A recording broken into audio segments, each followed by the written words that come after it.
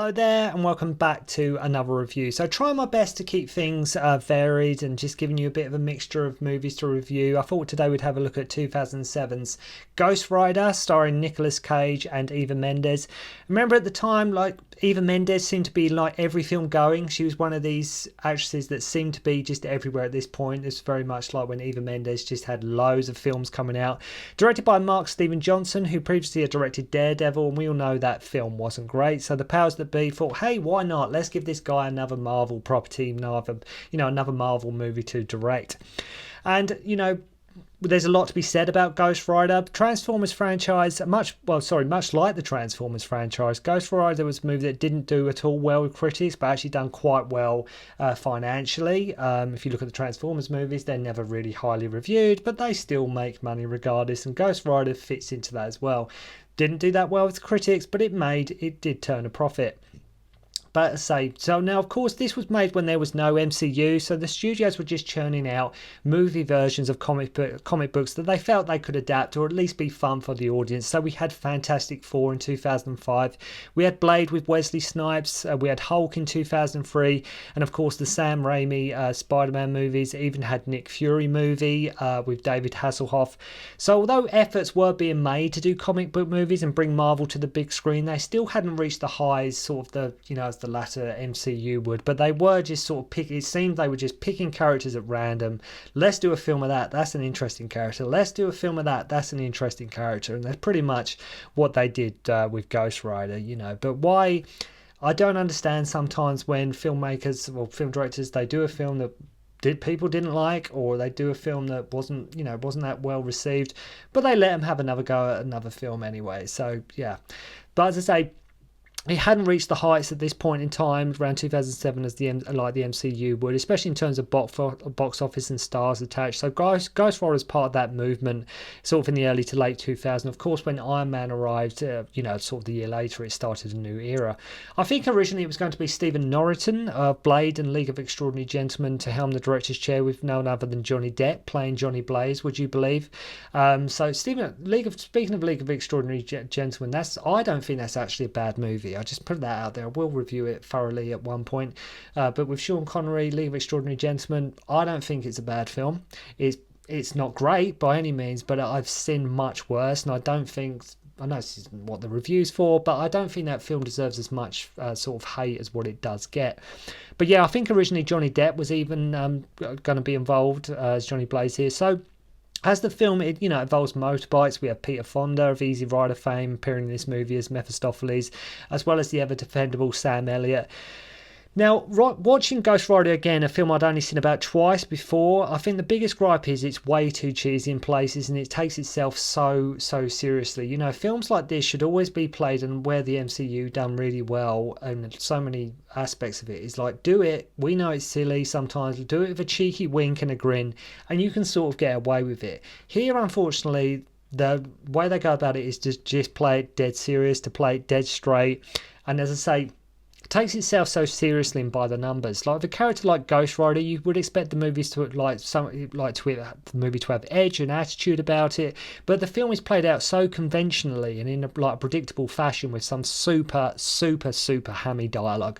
I think at the time the film served its purpose and done the job, and to the filmmaker's credit, we had never seen a comic book character like this on the big screen before, but watching it again and looking back on it, it just doesn't have enough middle finger about it to call it sort of a Ghost Rider movie, and it follows so many cliches you wouldn't believe it. But plus it never felt the film's villain in Blackheart, I think, played by Wes Bentley, I don't think he was a strong enough villain, full stop. I just didn't think he was that much of a sort of an antagonist. Now, whereas like a beloved comic book character, of course the movie has its fans, like Ghost Rider, Ghost Rider has his fans in this movie. Despite what loads of people say about it, this film has its fans too. And I have no problem with the people who star in the movie. I just feel, as I say, it was okay at the time, but unfortunately it's just very forgettable. As I say, where it's so corny, cheesy and hammy, that is fine, that can work, but for the most part the film and actors in it, like, they play it so damn seriously, which I think just sucks some of the fun out of it, which is unfortunate. I think over the years the film has fallen into that sort of, I hate the generic thing, but it's fallen into that sort of so bad it's good idea. And so yeah, I think Ghost Rider's sort of fallen into that sort of category. So the film opens and just throws you into the mythos and lore that is going on. We learn about the legend of the Ghost Rider, and that it starts out more like a western, and we find out that every generation has one damn soul who collects on the devil's deals. One of these Ghost Riders went to get one of the contracts that had 1,000 evil souls on it, and he outrun the devil. To be fair, with Sam Elliott leaving the opening monologue in that distinct growly voice of it, we'll let it pass. Already I'm like, well, the big bad evil dude can't be that bad if he can be, talking to the devil, if he can be easily outran, like he just outran the devil. So we meet Johnny Blaze, and the film goes down Schmaltzville right away with him and his girlfriend Roxanne leaving as her dad says that Johnny isn't good enough for her. He learns that his dad has cancer. Him and his dad are like motorcycle stuntmen. So Peter Fonda as Mephistopheles pays him a visit, which, let's be honest, is quite cool casting choice. The fact they did get Peter Fonda, as I say, of Easy Rider fame, to appear in this. Like I say, there's motorbikes involved. Let's get Easy Rider in, which I'd say is quite a little nuance there, and I'd say quite a cool casting choice. He's like, right, I can make your dad better as long as I can have your soul. To which Johnny signs a contract in blood. I mean, it had to be blood, right? A contract's serious when you have to sign it in blood. So his dad is like cured the very next morning after going to the doctors, and then he dies anyway after failing a stunt. Fonda says to Johnny, "You are mine, and one day when I need you, I will come." Quite cool. They put his deal at the crossroads. I thought that was quite a nice touch as well. Which, if you know anything about the blues and the guitar, that is sort of the old story of like you sell your soul to the devil at the crossroads. Namely, sort of blues guitarist Robert Johnson. So now Johnny Blaze becomes Nicolas Cage, with him doing like a motorcycle stunt to Ozzy Osbourne's Crazy Chain over some trucks, and he comes off. And I love on the tour bus, no one sort of listens to Johnny Blaze. He doesn't drink and wants to watch like a monkey special on TV as well, which, this isn't like sort of a hard drinking, smoking kind of guy. He just wants to eat his candy and watch his monkey special. That's all he wants to do. So Cage plays the role fine, still gets some of them weird Cage-esque moments, but for the most part he does play it okay. It's just Nicolas Cage. It's sometimes he can be up and down in a lot of his movies, but at the same time it's just Nicolas Cage. That you just have to leave it at that. So if anything else, actually sort of defending Nicolas Cage in this, I think if anything else he was too restrained. I think the filmmakers, I think the director put him Nicolas Cage too much on a leash, where I think we needed more Cage in there. I think we definitely should have brought more Cage. So Mac, a guy on his team, always concerned and worried about Johnny, and thinks he has like an angel looking after him. This guy I always remember playing Quinn from Blade with Wesley Snipes. See, this is another thing. The setup, I feel, with this movie is way too long. The setup for this film is it goes through so many by the numbers moments that if you're watching this, I mean, when you're back in the day especially, I remember watching it thinking, where is Ghost Rider? Like, the setup, what should be sometimes sort of glanced over or just sort of implied, sometimes we go really in depth, and not only that, we go in depth, but it's so predictably in depth as well. I think we should have got to Ghost Rider a lot easier and a lot quicker than what we did. So at this like Coyote Ugly bar, we meet Wes Bentley, I just knew at this point as sort of the American Beauty kid. Mac is trying to convince Johnny not to do this upcoming jump, which is from a field goal to field goal. Back at the bar, Blackheart and his crew, Gressel, Wallow and Abigail Fink appear, and they have come to get this contract from earlier in the film, and these four guys are just not intimidating, right? So like Blackheart and like Wes and playing Blackheart and his crew, I just don't think they're menacing enough. I just don't think they're just not evil enough. So they mess everyone up in this bar, and Blackheart is the son of Mephistopheles. Okay, you got that? So I say he's the son of Mephistopheles. I mean, they do try and flesh out Johnny, like he loves candy, he wants to watch a monkey special, he has a thing for the Carpenters. So wouldn't you know, his old flame Roxy just so happens to be a news reporter, and he gives her an interview. Always an interview.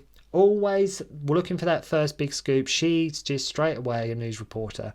And then, like I say, they have this interview, and this is done in such a tacky way, like the way she is revealed down this walkway, and Blaze thinks it's a sign, and Johnny Blaze plans to jump like some Black Hawk helicopters. And the thing is, at this point, You know, fair enough, whatever. But at this point, we're a half hour into the movie. We're half hour into the movie at this stage, and we've had the setup. Can we just have some Ghost Rider already? So he makes the jump, and guess what? He drives after Roxy in her news van. He stops her van, and there's no way on earth all the cars behind him would be fine with this. Like, just holding up traffic, and seems no one is angry whatsoever. Instead, they all want his autograph, and she agrees to go on a date with him. Like, if you were on this highway, and you were urgently out to get somewhere, and some, like, complete arsehole, some idiots, like, approached this van on his motorbike, and they're just by the side of the road having a chat, you would be like, can we just move it? Can you do what you got to do on somebody else's time? Like, I've got to get to an appointment, I've got an interview, whatever it may be. But so they're just happy, just sign some autographs and, you know, whatever. So now, if you wasn't already yawning at this point, you would be by now. So Mephistopheles and Blackheart meet, and he is like, you know, are after the deal with it's like, I know you're after the deal with my rider. And he says, like, I will retire just like I'll retire him just like I will retire you, father, or something cheesy like that.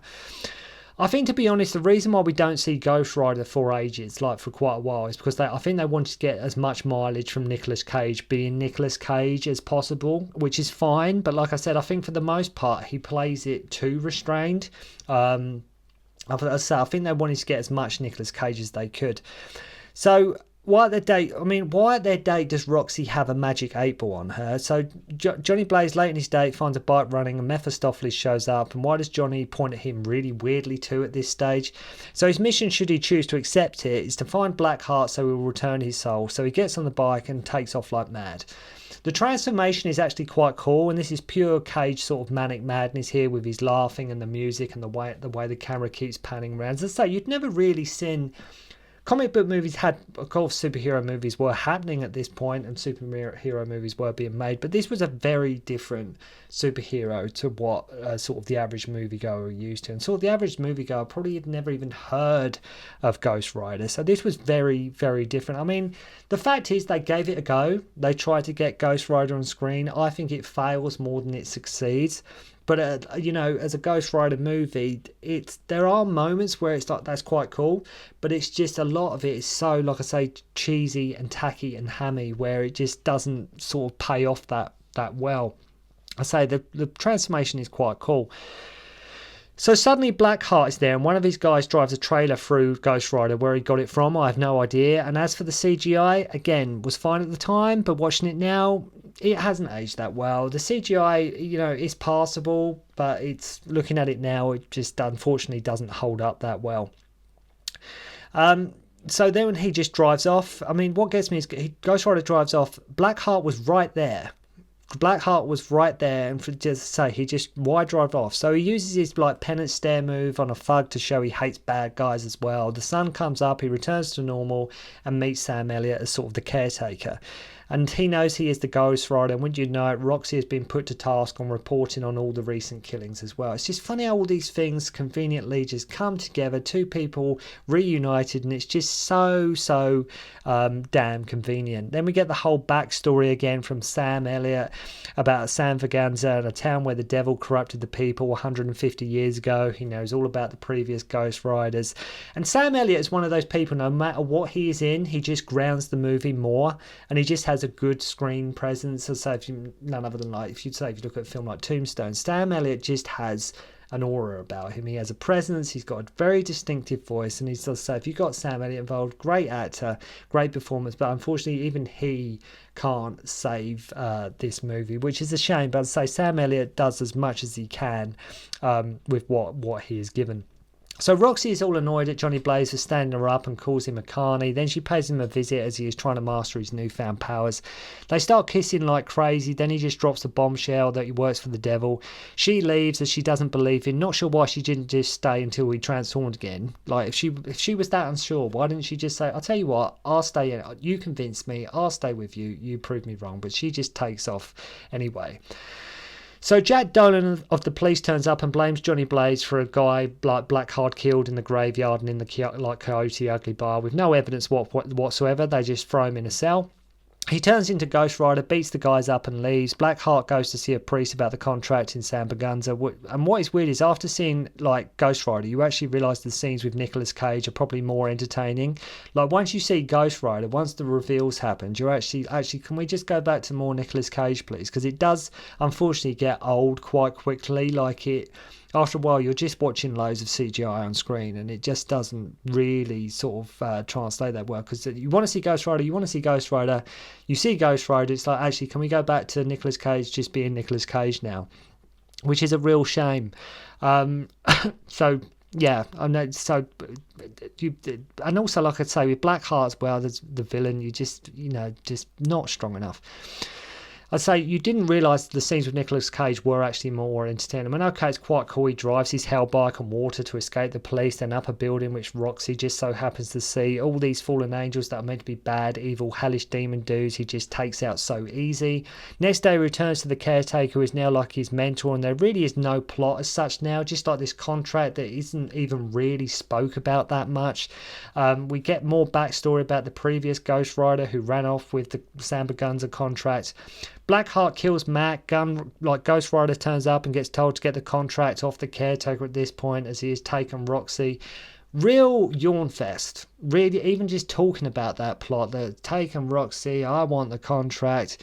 He's killed Mac, and as I say, just really, we get cheesy lines like, he may have my soul, but not my spirit, and things like this that you're just like, oh God, is that the best? Is that the best lines we could? That's what I'm saying about these cheesy, tacky lines. But again, so bad it's good.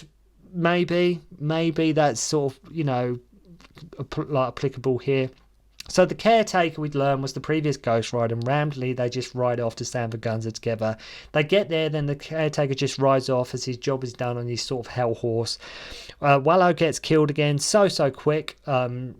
Not killed again, but one of the Blackheart's devils gets killed, and just no threat whatsoever.